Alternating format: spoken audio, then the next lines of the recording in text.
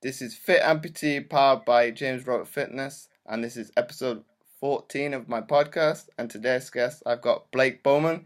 He's a corrective exercise specialist who basically helps people fix their broken bodies for a living.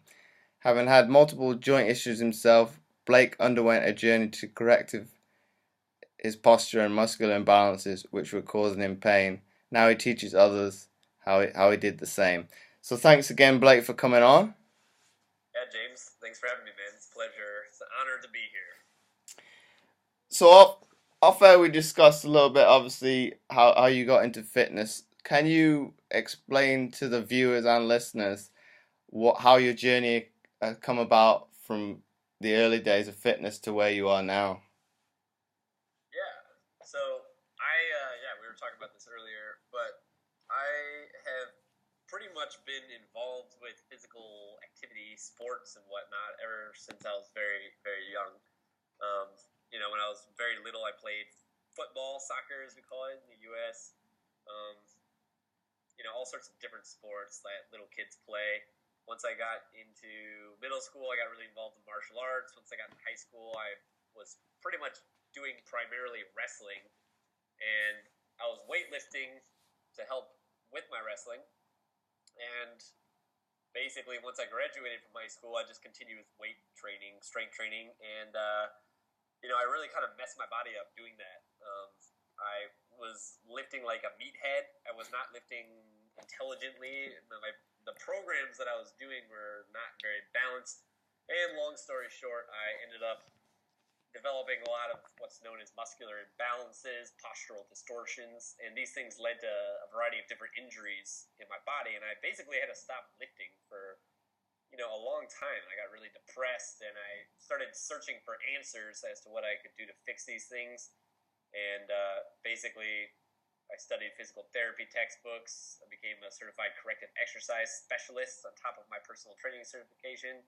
I worked with an osteopathic physician for a while, working in his office with his patients, doing like rehab-based exercises. I got all this knowledge about what I could do with exercise to fix my body, and then I basically did that. I fixed myself and got myself out of pain, and once I did that, I was like, other people need this service.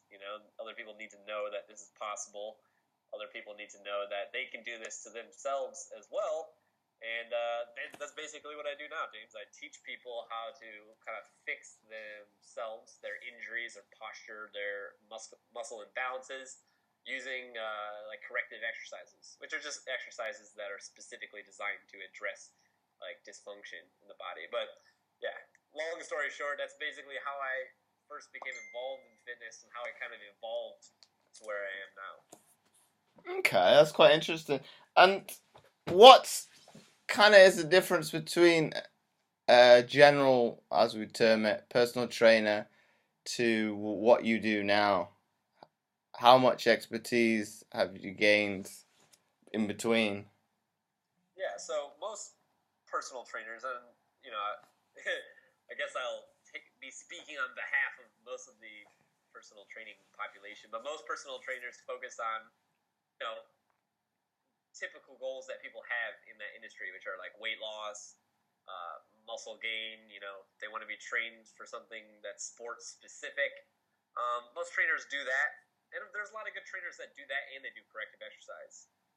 Whereas I am more focused on corrective exercise with a secondary focus on that stuff. So I can still help my clients with weight loss. I can still help them, put on muscle mass, but it's really not where my focus is. Mm-hmm. My focus is really taking people that are broken, if you will, people that have these imbalances that don't feel right in their body, taking them, fixing them, and then secondarily helping them, either lose weight or put on muscle mass. Like I said, I help people with that stuff too. But my primary focus and what kind of differentiates me from other trainers is that my main focus is addressing like dysfunction in the body, and only secondarily do I focus on those other things like weight loss and strength gains. It's probably something more trainers should look at doing that in the future, because obviously the population is becoming more and more sedentary as it is, and the problem is probably only going to get worse in the future. Is that something you'd agree Definitely. with? Yeah, yeah. It's like scary. I'm reading a new book by Kelly Starrett now. Do you know him? No. He's big in CrossFit. He's a physical therapist, but he wrote this new book called Desk Bound. It's actually not new; it came out a couple months ago, but it's really good, man. He talks about he states all these statistics about sedentary lifestyle. Not only what it can do to your like muscular imbalances, but also what it does to your like cognitive function, your brain function, heart health. How it's correlated with obesity, obviously, and like children nowadays are just not moving as much as they were even when we were kids. Physical education classes have changed a lot, and some schools have even cut out like recess. So there's just like no in the states, at least this is true, and I don't know if it's true for all schools. However, I do know that some schools have done that. But yeah, I think that there's definitely a scary trend that we're moving down right now. And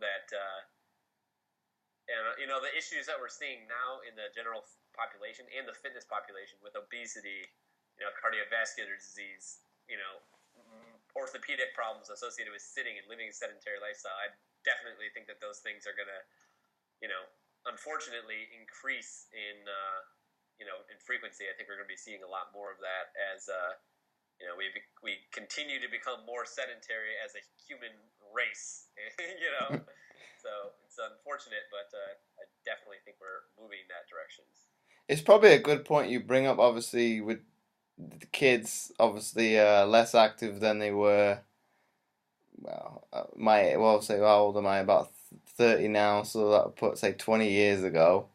Obviously, it probably doesn't help by, obviously, see the television being more accessible. You can watch probably, well, in the UK, it's probably 50 channels. Probably in the US, it's probably thousands that you Yeah, could possibly watch if you wanted to, but it's not physically possible.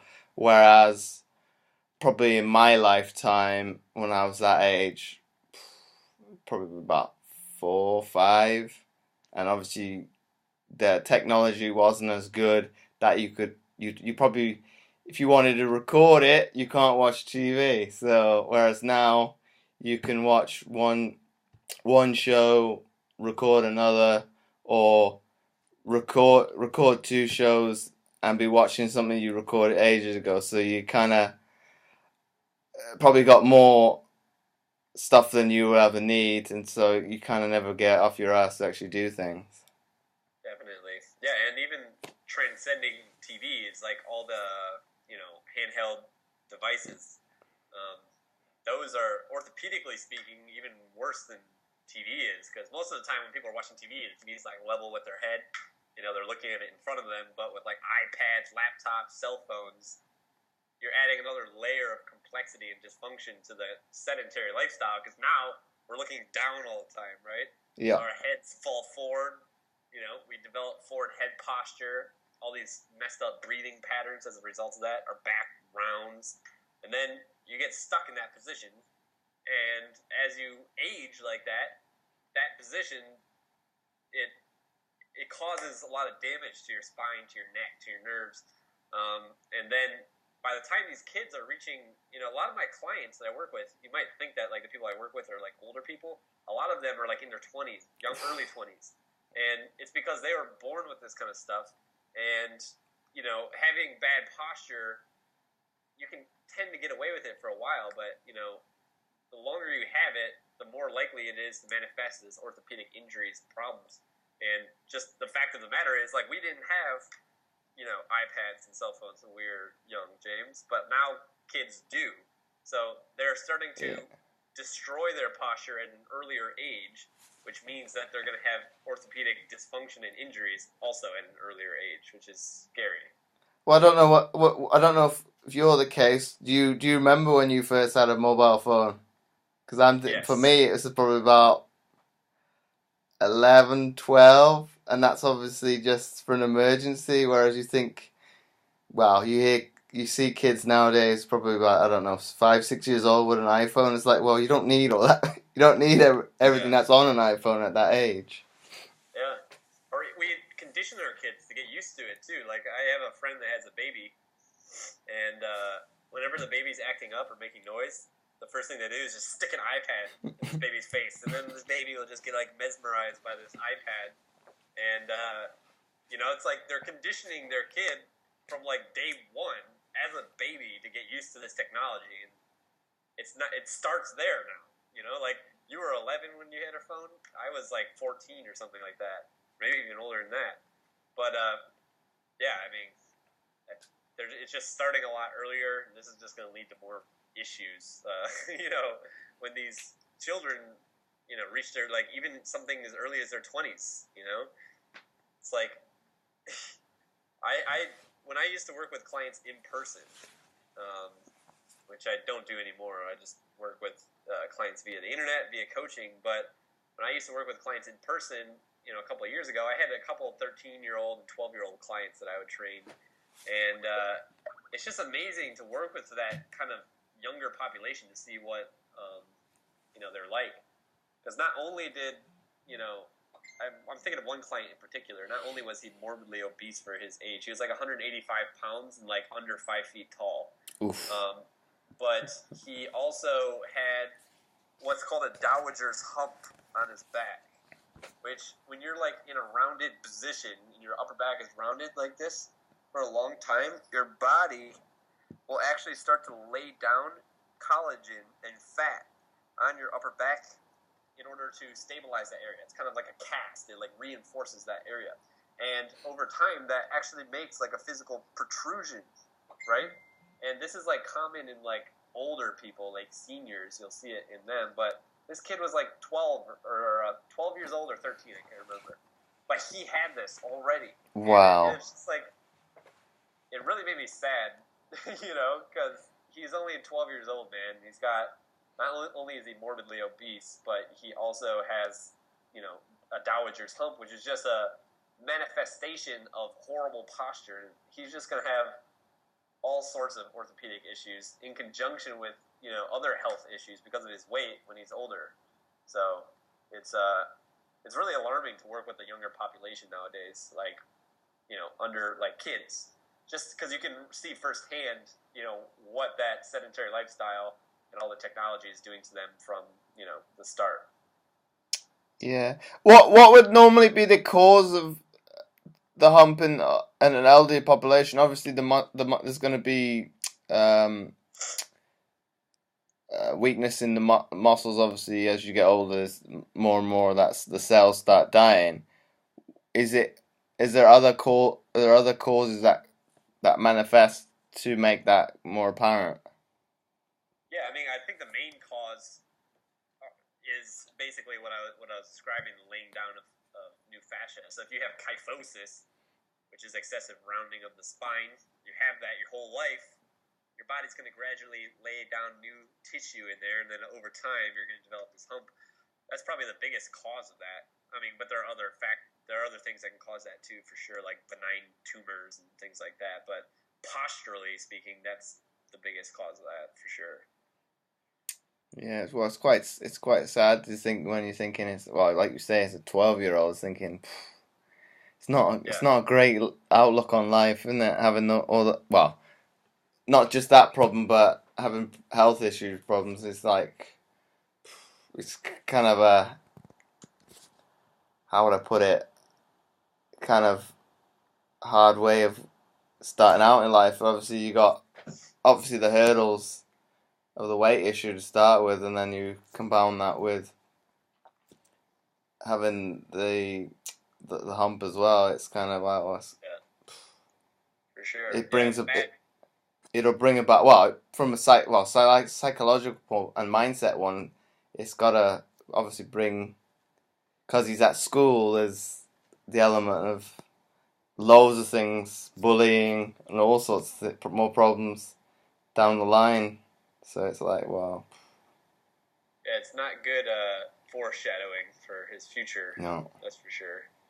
But yeah, I mean, what you brought up is actually another interesting point. and that's when you have bad posture, it literally makes you depressed and more stressed out. It's very interesting because Harvard Business School did a study on what they call power posing before high stakes social evaluations, which means like job interviews, applying for a university or something like that. Basically, they analyzed people's hormones and the effect that their posture had on their hormones. And by putting somebody in a good postural position, it raised their like testosterone by like 25% and lowered their cortisol by 20%. Don't quote me on those figures. That's ballpark. But it basically, and this hormonal change happened in 2 minutes. So in 2 minutes, by having better posture, their testosterone, their male sex hormone that makes them confident and like dominant, that went up, and their cortisol, stress hormone, went down. So they simultaneously, just by changing their posture, made themselves feel, more confident and assertive and less stressed. And the exact inverse was found with bad posture. So if you have bad posture, it literally jacks up your cortisol and lowers testosterone. So it will actually make you more stressed and depressed and less confident in yourself just by taking a position of bad posture. So, with that client of mine that I was talking about, he has so many things that are not working in his favor right now, unfortunately, with not only his weight, his health, the way other people perceive him, his, orthopedic risk of injury because of his horrible posture, but he probably goes into school every day too and feels, stressed out, doesn't feel confident in himself either, and that's all just compounded, with all those other things that we talked about. So, yeah, man, we need to do something as health professionals about, what's happening. Yeah, you don't think, well, you think of technology as helpful, and then we kind of touched upon it that just there, obviously, what impact it can have on somebody's life on a negative thing. So you're thinking, well, it's supposed to be there to help you, and in this case, it's probably turning out to be a massive negative. Yeah, I think that technology can. I think it's kind of like a neutral thing. Like there are ways to use it, appropriately, and then there are ways to abuse it, right? Like looking at your cell phone every once in a while, holding it at a level height that's level with your eyes every once in a while is probably not that bad for you. But if you're constantly, stuck in this position where your head is down, you're staring down at a screen for 8 hours a day, that's when it becomes damaging, Just like anything else, got to have moderation whenever you're using it. Yeah, but you won't see people walking down the street with it out in front of them, though, would you? Because it's not. Yeah. It's not well. It's not safe for them, and it's not safe for you. Because that's the least you want somebody out here with the fist out.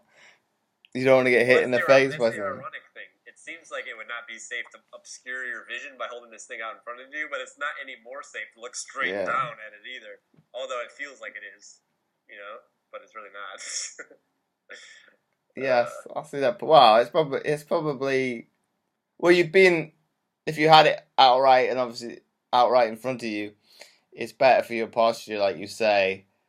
But also you've got that clear line of sight, so you could possibly see something in the distance. Whereas if you're looking, like you say, looking down, you're not going to see the person till you're virtually right on top of them.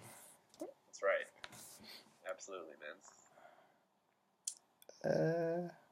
Trying to think. I kind of lost my train of thought with that because I'm going to ask you a question when you say, in terms of yes, we'll come back to it. You were saying in terms of the business study Harvard University did. Well, you've always been taught as you're growing up, obviously, how you portray yourself with your posture is a reflection of you. So it's kind of, I don't know if people are going away from that, and because obviously, if you how would I put it?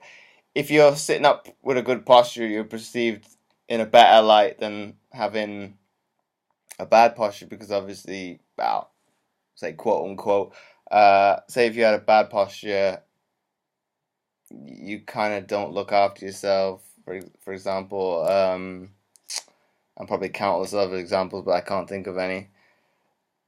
That's something you would attest to and agree to as well? Yeah, I think that that's been proven scientifically too. That over half of your communication is nonverbal when you're communicating with people. So, and body language composes like the majority of that nonverbal communication too. So it's like really not only are you changing your own hormonal state with your posture, but people are also perceiving you differently because of your posture. Like somebody with good posture is oftentimes perceived to be more capable, better leaders, more attractive.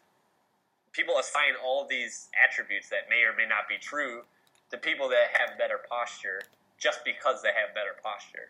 And so, yeah, I mean, I talk about that in some of my videos I made. Like, you have to have good posture, especially in today's marketplace, in business, because you want to go into that meeting not only feeling confident and not non-stressed, but you want other people to perceive you that way too. It's like a double-edged sword. If you go in with bad posture, not only are you going to feel more stressed and less confident, but other people are actually going to perceive you that way too. They're going to be like, this person is not a good person to hire for this job because they don't have good posture, So, yeah, it's super important, man. I think it's it's just something that's not, valued enough in today's world. That's why I like to talk about it in my videos I make. It's it's probably we don't touch upon it that much, but obviously from a mindset kind of way of looking at it, everybody's judgmental one way or another. Everything's based on first impressions, or be it like we've been discussing with posture. Obviously, you once you have a bad first impression, you more than likely are not going to be able to turn that person around. Some cases you might be able to, and that's probably very rarely, but generally, Yeah. I don't know if it's probably the same with you yourself. Obviously, if you've got a first impression of somebody, you don't generally change it. You either you like that person or you don't, and they probably have to do something miraculous to turn you around to changing your opinion of them. Absolutely, man. It's just another reason why posture is so important, You want to have that good first impression, make a impact, make a splash when you first meet somebody. We've not touched upon it a little bit. Obviously, what for the listeners and the viewers that are watching it, what is the name of your YouTube channel? The name of my YouTube channel is GuerrillaZen Fitness, and that's spelled GuerrillaZen.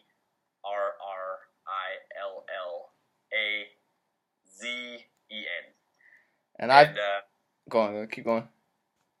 I wasn't gonna say anything. And it's something. Well, since I've been watching your videos, I've been quite interested to ask you, why did you come up with that name?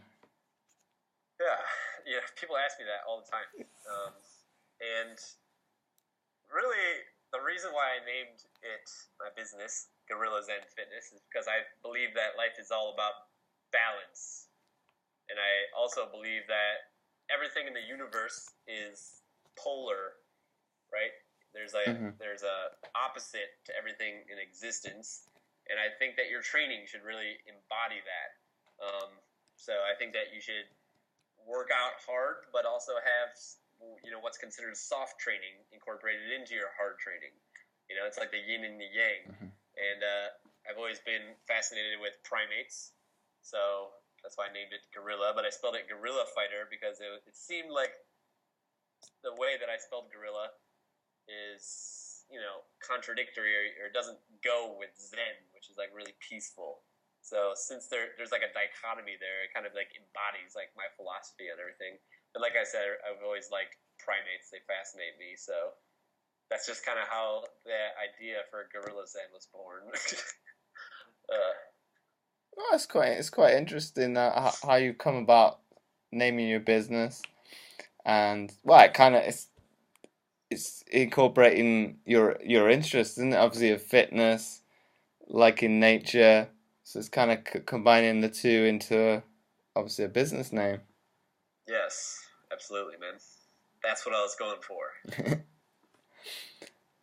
And then, well, the kind of the videos I like to watch are obviously the one on the video you did on, I can't think of we talked off there about the underactive glutes. Yes. And then there's a few others like breathing techniques for training and things like that I find quite interesting. How do you come about getting your topics? Do you get any input from your clients or subscribers for like different topics? It's funny. Somebody just asked me that the other day. Yeah, I do that. So I'm always like reading my YouTube comments and seeing what people want me to make videos on. So I'll make videos based on what I see in the comments section. But also when I am reading, because I'm always reading new books on, like I have a book right here. This is a new one I just picked up. I'm always expanding my knowledge in the corrective exercise department. So I'm always reading books on physical therapy, back pain, things like that. And while I'm reading these books, if I come across something that's insightful and valuable to me that I didn't know before, I simply just make a video about that, because I figure that other people also might not know about it. They might also find that piece of information valuable. And because I didn't know about it, maybe they didn't know about it too, so I make a video about it that way. So those are like the two primary methods that I use to, create videos on YouTube. Okay. And then obviously, to refer back to the one on underactive glutes, it's something I kind of use as a rapport, because I get asked questions related to amputees about obviously how do they improve that one side, the impaired underactive glute. Obviously, I use yours as kind of a template, and obviously, well, how do I go about adapting that so it become a little bit more specific to them, and obviously taking your points and just tweaking them a little bit. So it's quite useful to, from that sense of it. You're probably, in terms of for me, it's probably the go-to person, and I would say probably to my followers, the stuff you come up with obviously is of good quality. Thanks, man. I appreciate that. It's my pleasure. No, but it's like you say. Obviously, there's probably thousands of people on YouTube. Obviously, it's better to obviously look at the person's credentials, and obviously you probably simplify the scientific jargon and things like that, so people can kind of get layman's terms of it. And obviously, from a professional standpoint, I know what I know what you're talking about from the more complex things. Okay, you know, to say, well, they're big words, but you know what you're talking about, and you simplify it so Joe Public can kind of get what you're talking about, if you get what I mean. Yes, absolutely. Yeah, that's what I strive to do. I try to, because the things that I read in these physical therapy books are very complex ideas. So I try to kind of internalize that and then express it in a way that's very easy for everybody to understand. So it's something that I really strive to do in pretty much every video that I ever make. Well, it's probably, you could probably go beyond that. Obviously, the books, obviously, journals, especially scientific journals, are very complicated to read. Obviously, once you start reading more and more of them, you can kind of get the gist of it. Yes, absolutely. So that, well, I'd say probably yourself and you and me, making it more simple. Obviously, it's probably like the go between, really, isn't it, between the science buffs and just the normal day person. Obviously, yeah, you have access to be able to read that, but if you can find a way of finding it in an easier and a more understandable way, you're gonna go and do that. That's right, man. So I can't think of anything more to ask you. So I think we'll wrap it up there. So thanks again for coming on the show. Yeah, man. Thanks for having me. It's been a pleasure. And if anybody wanted to connect with you via social media, what's the best way for them to do that? Best way is probably on YouTube. So GuerrillaZen Fitness. Just search that on YouTube. GuerrillaZen again is spelled GuerrillaZen. Even if you kind of butcher that, it'll show up right. So that's probably the best way to reach me. I upload several videos a week on there usually. So yeah. So once again, thanks Blake for coming on. So for the Yes. guys listening, this podcast will be aired every Thursday. So until then, I'll be signing out. So I'll see you again next week.